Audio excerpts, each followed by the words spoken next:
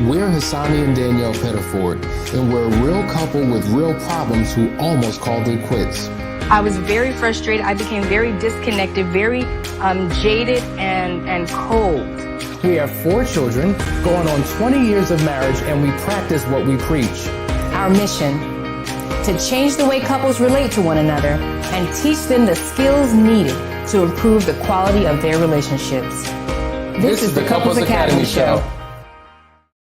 Well, good morning, everyone. Welcome to the Couples Academy Show. My name is Hassani, and I am joined by these 2 illustrious practitioners. We have Roland Bradley and Lakeisha Hines, who are part of today's conversation. Hope you're doing well.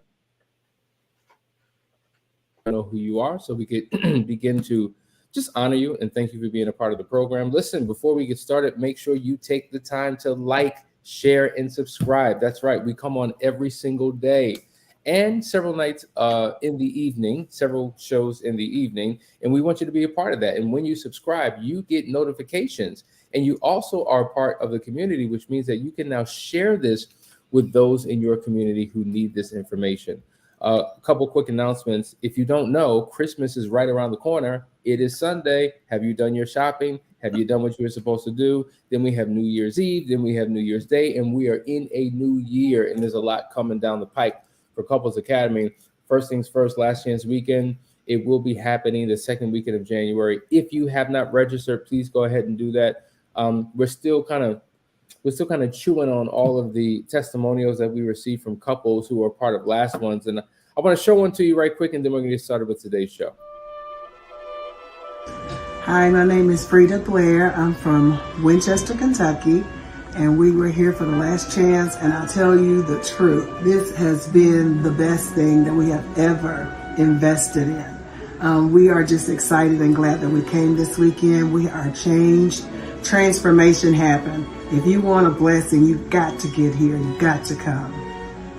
My name is Michael Blair, and this is the Last Chance Weekend, and it has been completely amazing. It will change your life forever. So if you're looking for something that will certainly change the direction of your marriage and cause you to be a better man or a better woman, this is it right here. Come and be a part and leave being a totally different man and woman. God bless you, and it works. It works.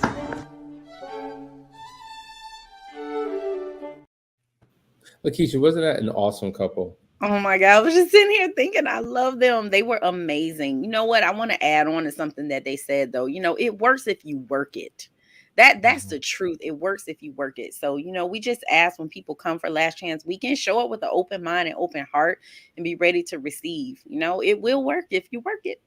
Absolutely. And so we're getting back into the conversation. We've been covering this, and I wanted to be intentional to take our time and really walk through this comprehensively, because, you know, when it comes to separation and divorce, and we're in that series, a lot of people listen, people do take the time to think, they're contemplating, they're vacillating back and forth, but a lot of times the decisions that they're making are soaked and saturated in feelings and emotions, and they begin to give their ear to people who are not necessarily marriage advocates, who are telling them about all the benefits of divorce, and girl, you should just go ahead and do it, and man, you could do better all by yourself. Like, we're hearing those things. And a lot of times, though, that information, though it may be coming from a good place from people's hearts, may not be the best to serve us and our situation. So we've been talking about the consequences, the costs.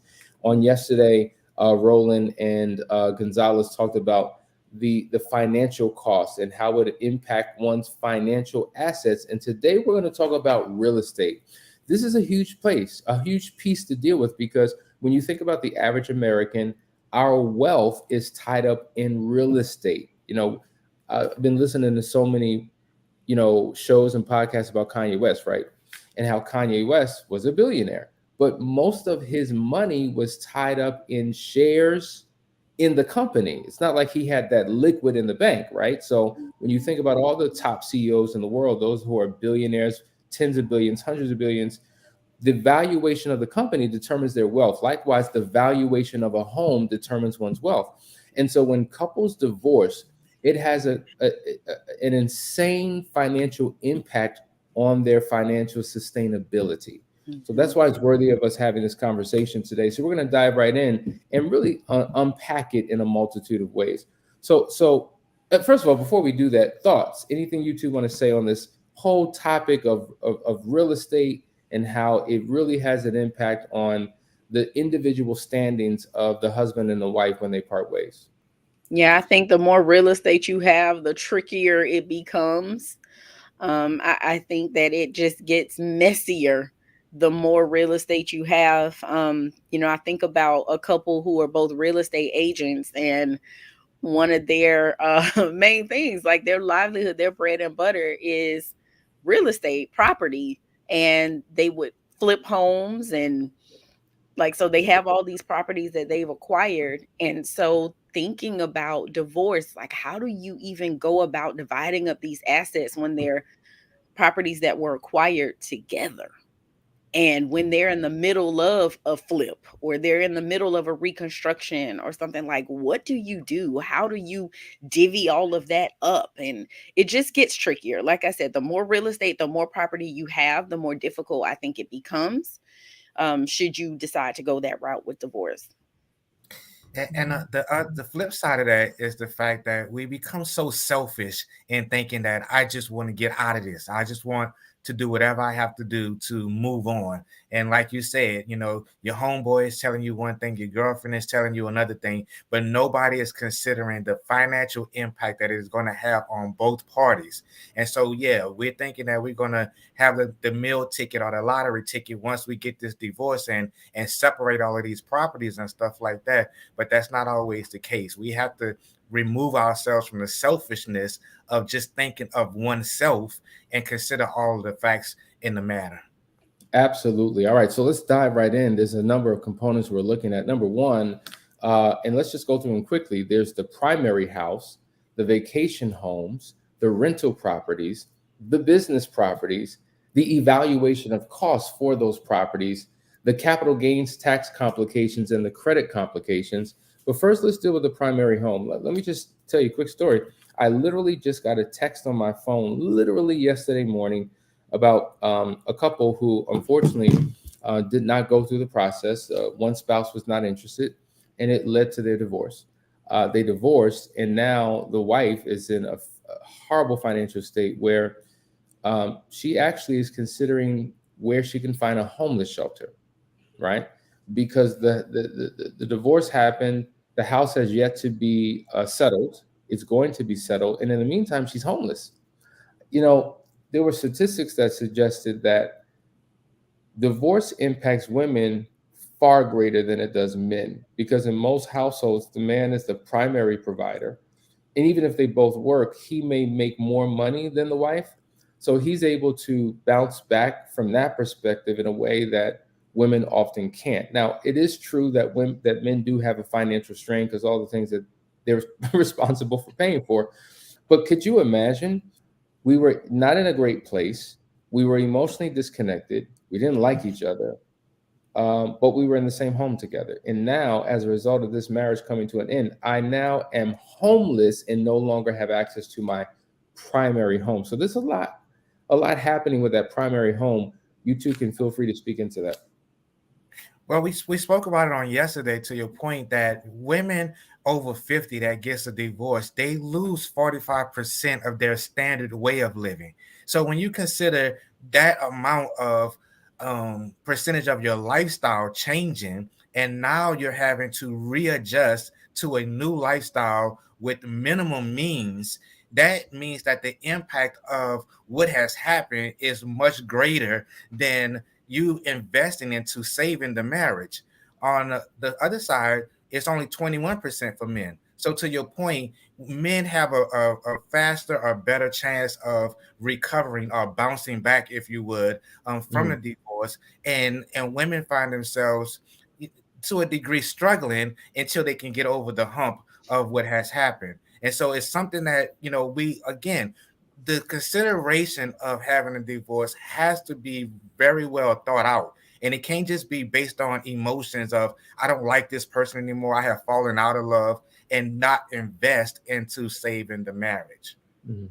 Yeah, I think this, this topic as a whole, like it's a downer for me. It makes me sad because, my whole thing is about trying to help facilitate marital restoration and wanting couples to work out. So this whole topic like brings me down. But I will say this, I understand that this is the reason for a lot of women developing that whole boss mentality where they're in this space of I am going to do everything humanly possible not to be in a position where I am 100% totally dependent upon a man in case he loses his mind one day, in case he goes crazy, wakes up one day and realizes, you know what, I don't want to do this anymore.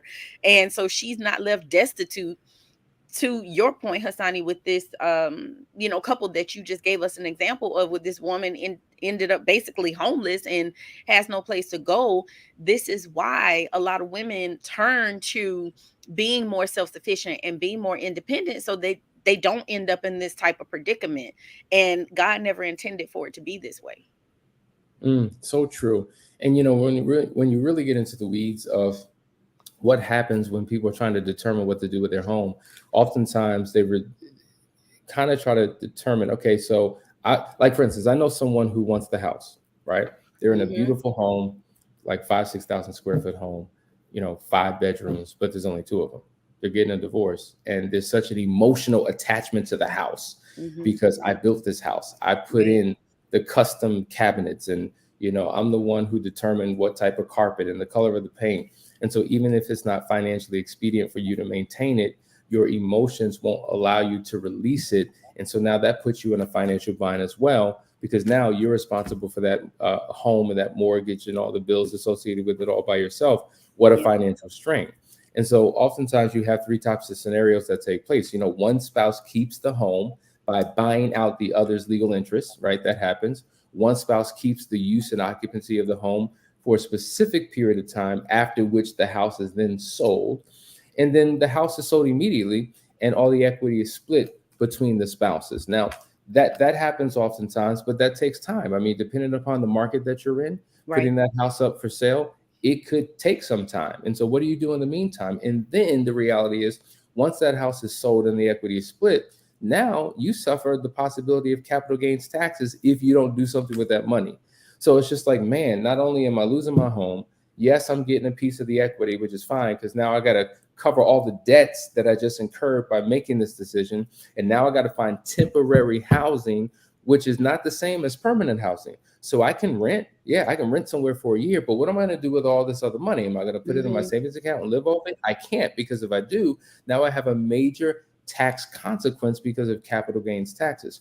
So there's so many things that we have to think through when dealing with a divorce that we need to consider. Now, am I just saying, listen, stay so you don't suffer financially? I'm not saying that. But what I'm saying is it should cause you to reevaluate what you're doing.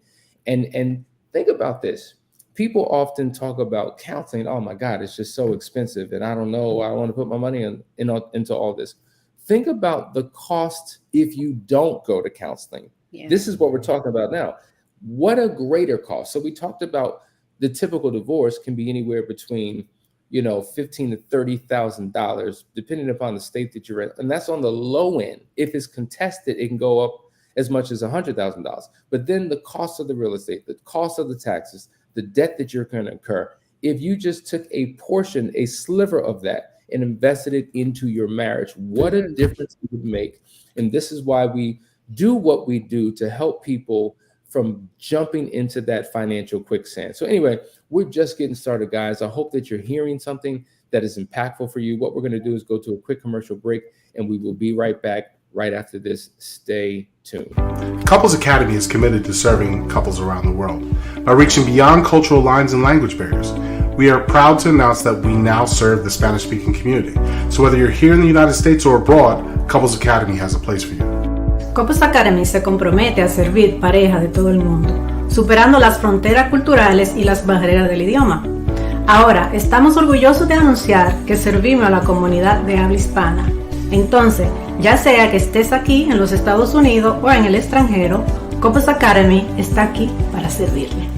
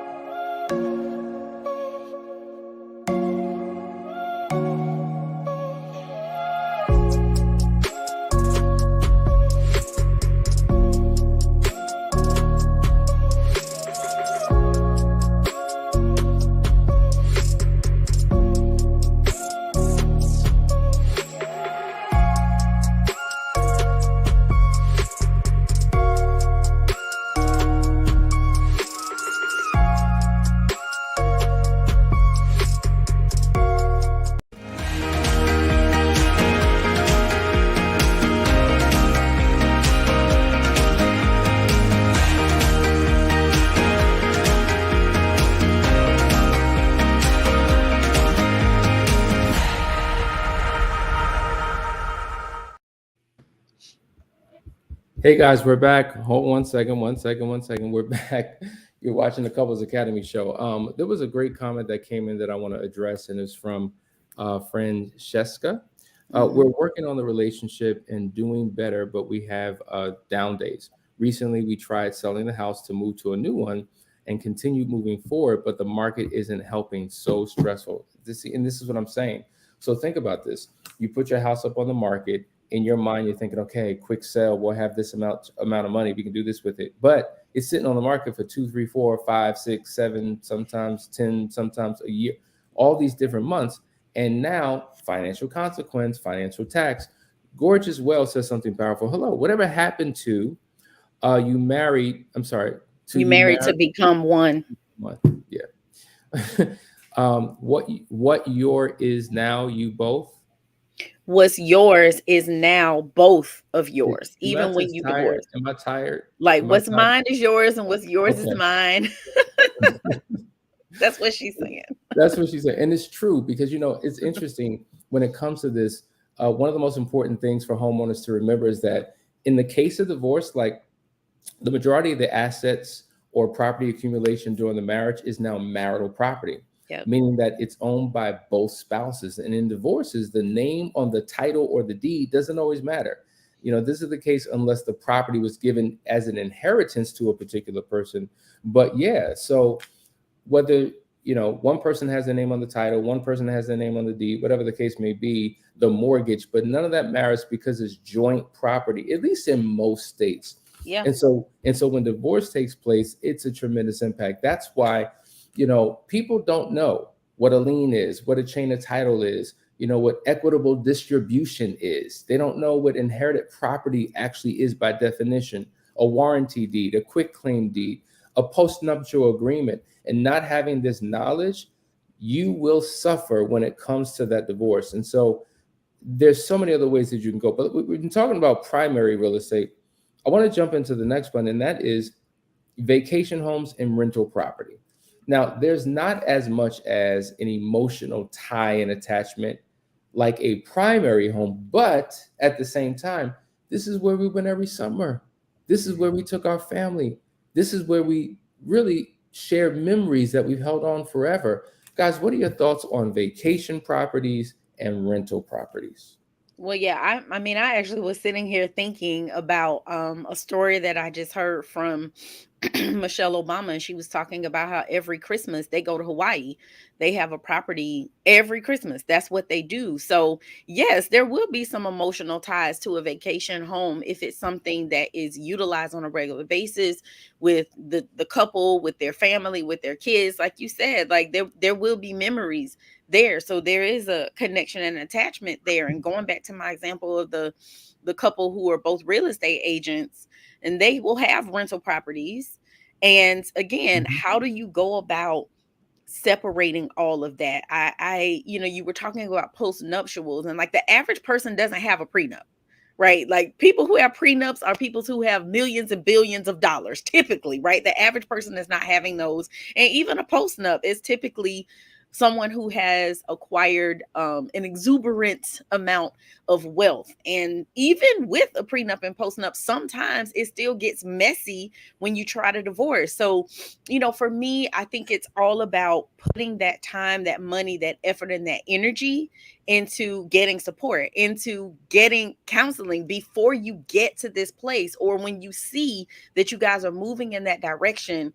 Even with Francesca talking about putting their house on the market. Okay, well, while you're waiting on that house to sell, you should be getting some counseling. You guys should be getting the support and the help that you need, because what you're going to do is take these same issues and problems into your new house. Do you want to start in your new house with your old problems? I don't think so. So we still have to continue working on our marriage and working on our relationship and our individual selves so that we can be the best version of ourselves. And even if you do decide we've done all we can do, we've done everything we can, and we just mutually decide that we're going to separate, when you're working on yourself and you've done everything you need to do, you can walk away amicably. And there isn't all of this bickering and fighting and arguing because you're at peace.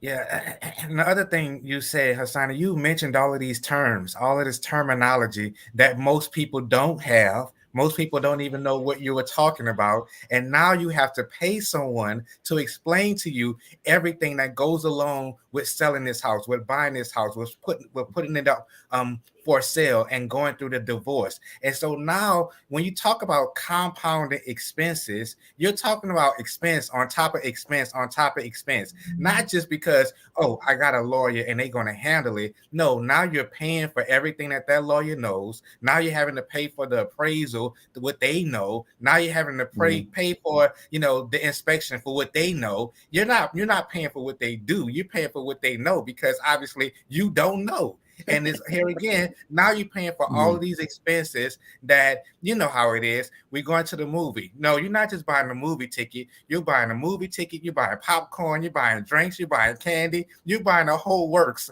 And that's what you're doing when you're going through this divorce. You are buying everything that comes along with it. Now you hit it dead on. And I think people really underestimate the true cost of their decisions.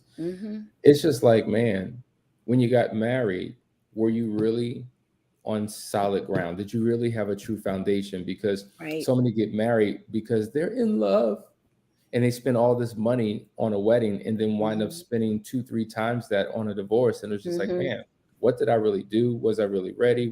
Did I put in the work necessary to try to save and restore what was not going right? And as a consequence, the financial debt is just insane. There are couples who have actually gotten divorced before they were even done paying off the ring, done paying off the wedding, and they have gotten divorced. Facts. If you think that the only people who reach out to us are people who've been married 10, 20 years, you would be mistaken. We have many couples who are in their first year and contemplating divorce. And to your point, the ring bill, the wedding bill, they're still paying caterers, all of that is still being done, and now they're about to jump into more debt. This comment came. It says losing a vacation home is like losing a piece of your family history. That's a fact. It really is. To your point with Michelle Obama, the family, and many of us have that one time a year getaway where we're working from sun up to sundown. We got we're working class. And it's all about work. And the one time we go away, where we can celebrate and enjoy, is that one time a year. Now that goes away. But let's get back into this list, because I really want to take our time with the real estate and business property. You got to understand this, guys, that many people, the reason why we do real estate is because there is sustainable generational wealth that can be created from this. As you increase your age, the amount of money that you make significantly goes down. So when I was in my 20s and 30s, fine, I was doing well. Going to my 40s, still doing quite well. 50s, kind of plateaus, right? But at some point, once you reach your 60s, you work less. 70s, you're working less. You're about to prepare for retirement. And so the money that you're making from an earned income is no longer what it once was, and something you need to compensate for that. And oftentimes, real estate is the very thing people do so that they can live the same level of life or much better level of life.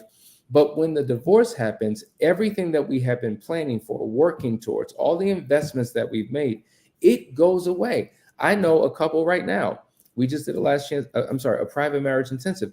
They own several businesses, owner-operator businesses, and has a tremendous amount of impact on their real estate, right? So businesses, real estate, and all other types of financial investments, all that is significantly impacted with the divorce. Having to divide that, having one portion go to a wife, one portion go to a husband, it's detrimental. So this is why we're saying, come in here and get this work done. It doesn't have to go down like this. Thoughts, guys?